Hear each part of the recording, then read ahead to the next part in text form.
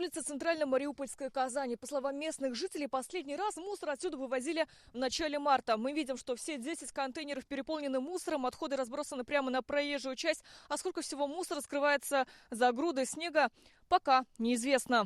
Пищевые отходы, стройматериалы, елки, матрас, есть даже деньги. Эта гора мусора росла около месяца. Теперь стала местом притяжения крыс и собак. УК по ЖКХ со своей задачей не справляется, жалуются жители. 3 дня назад написали очередную жалобу в народный контроль, но пока ничего не изменилось. УК по ЖКХ вообще работает ужасно. Мне после Нового года за мусор выставили, да начислили что-то порядка 14 тысяч. Но что это вот, как это объяснить можно? Ну, они вообще просто, свои деньги не отрабатывают. Газель приезжает, выгружает мусор, говорит, не выгружайте сюда, потому что нам некуда выгружать. Нам. Вот я живу здесь, на этой улице. Я иногда пронесу и куда кидать, не знаю.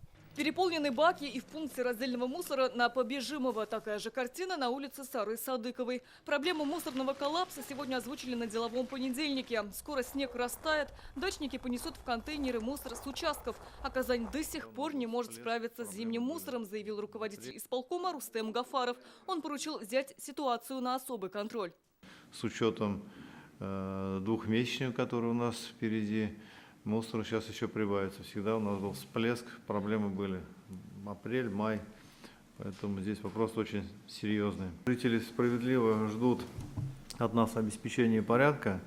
Прошу комитет жилищно-коммунального хозяйства максимально подключиться и совместно с управляющими компаниями и региональным оператором снять эту, надеюсь, временную проблему. Сейчас в Казани в круглосуточном режиме в 2 смены работают 120 мусоровозов, но расчистить город все равно не успевают. Отстаем от плана на 4%, сообщил руководитель УК по ЖКХ. Если зимой он винил погоду и управляющие компании, которые не расчищали подъезды к площадкам, то сейчас жалуются на отсутствие рабочих рук.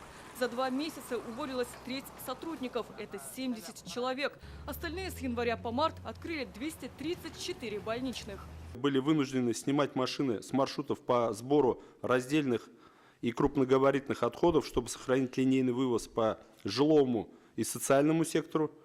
Это привело к временным накоплениям по раздельным и крупногабаритным отходам. Сейчас, когда линейный вывоз стабилизирован, активно занимаемся вывозом желтых сеток и КГМ. Отрабатываем накопленные объемы в приоритетном порядке. Сейчас региональному оператору ежедневно поступает по 30 обращений от жителей. Это в 2 раза больше, чем в феврале. Для ликвидации последствий мусорного коллапса привлечены дополнительные ресурсы. На линии вышли 14 самосвалов, 7 погрузчиков и 3 ломовоза. Сирина Васильева, Рамзиль Гарипов, ТНВ, Казань.